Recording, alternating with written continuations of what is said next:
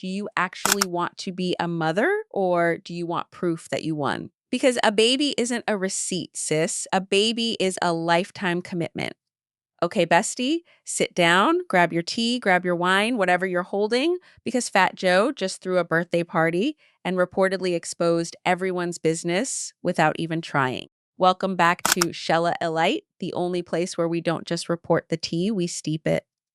Today we're talking about Fat Joe's birthday, Remy Ma's loyalty, a golden child who's out here dragging grown men with one Instagram caption, and someone who apparently still hasn't met a child she's reportedly been involved with the father of for years. Buckle up, bestie, because this one has more twists than a finale. Let's set the scene. Fat Joe's birthday wasn't some quiet dinner with a cake and a candle. This was a full-blown hip-hop family reunion. DJ Khaled, Allen Iverson, Mary J. Blige. Half of hip-hop history reportedly walked through one door. Now think about that guest list for a second. That's not a random collection of famous friends. That's decades of loyalty that survived fame, money, and every ego this industry throws at people. That's the kind of love people can't buy, they can only build. But hold that thought, because the real tea isn't the party, bestie. It's what happened after on Instagram. Remy Ma reportedly posted her birthday tribute to Fat Joe, and the caption alone deserves its own investigation. My brother, heavy emphasis on my, then a devil emoji. When a grown woman puts a devil emoji next to my brother, that is not decoration. That is a statement.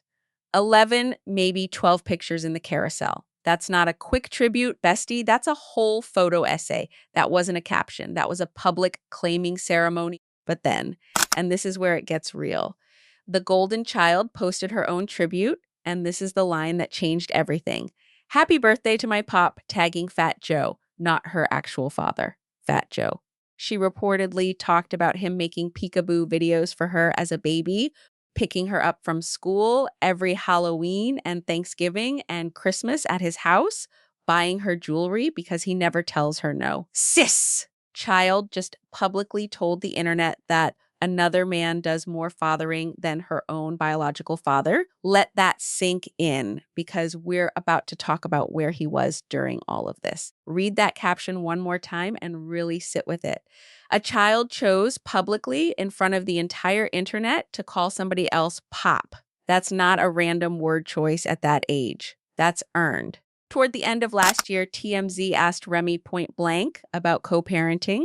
Her answer: whenever she calls, he answers. Whenever she needs him for their daughter, he gets on the first flight. Sounds nice on paper, right? But bestie, here's what makes it interesting. In an earlier interview, the description of Fat Joe and the golden child's bond sounded completely different. FaceTiming daily. Not when needed, not if he can catch a flight. Every single day. Remember that word, scheduling? This is exactly what I mean. One man is there for the boring, everyday homework moments that actually build a relationship. The other is apparently only reachable when there's a flight involved. One of these is fathering. The other is scheduling. Here's a theory going around, and I need you to hear me out. Some people believe the golden child represents something Claressa simply cannot compete with, because unlike other relationships, this child is permanently biologically tied to Remy. She's not going anywhere. She's the connection between Pap and Remy that can never be erased, no matter what happens next.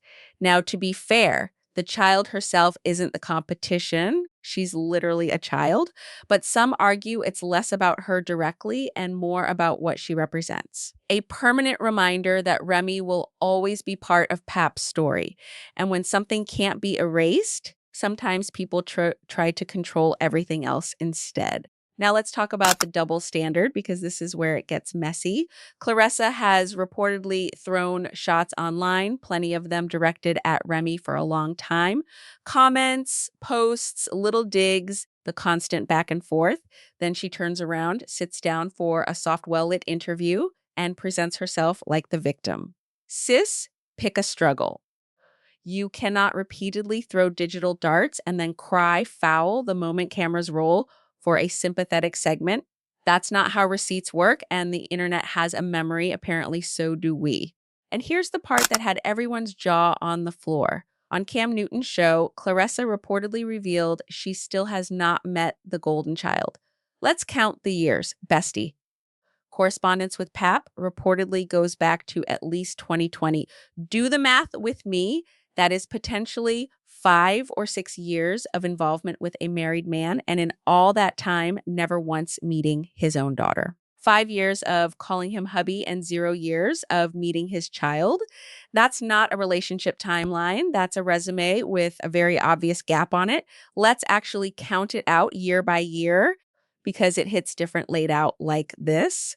2020 reportedly is when contact allegedly begins. Fast forward through years of a relationship developing in public, red carpets, interviews, baby talk starting up, and still at no point on that timeline does a single meeting with the daughter show up.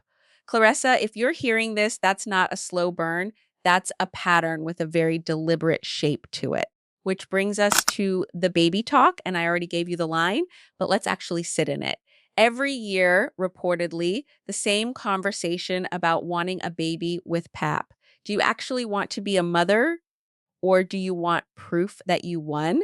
Because based on what's happening with the daughter he already has, the pattern isn't exactly reassuring. Pap is reportedly barely around for the child that already exists. So, what exactly makes anyone think that flips the moment a new baby arrives? History usually says the opposite.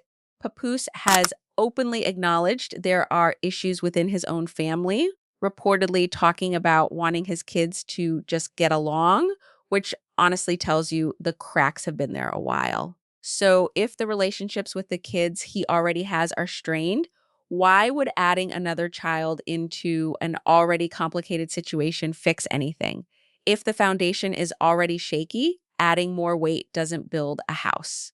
It collapses one. And here's a question worth sitting with, bestie. What if a new baby was never about bonding at all? What if, for some people, it's just another form of control dressed up as commitment? And then there's the money. Reports say Pap sent cease and desist notices over statements he calls false, while earnings claims from the divorce were reportedly discussed publicly at a barbecue of all places. So, on one hand, legally trying to silence one relationship. On the other hand, building a whole new future with someone else before that divorce is even finalized. Sis, the audacity is genuinely a whole character arc on its own. And honestly, ask yourself who that silence is actually protecting, because it's not looking like it's protecting the family. And finally, my personal favorite piece of tea. At Clarissa's fights, Pap suddenly appears front and center, cameras rolling, front row energy, reportedly sliding his chair closer and closer into frame until he practically took over the interview. But we don't see that same urgency for business meetings. We definitely don't see it for his daughter's school pickups or her birthday party. Funny how the camera brings out a level of commitment that daily life apparently doesn't. Some relationships get the spotlight treatment. Others get the I'll catch the next flight treatment. So, bestie, here's where this whole story takes a completely different turn. What if this situation was never really about Clarissa in the first place? What if her name simply became part of a much bigger conversation about loyalty, relationships, and the people standing around her?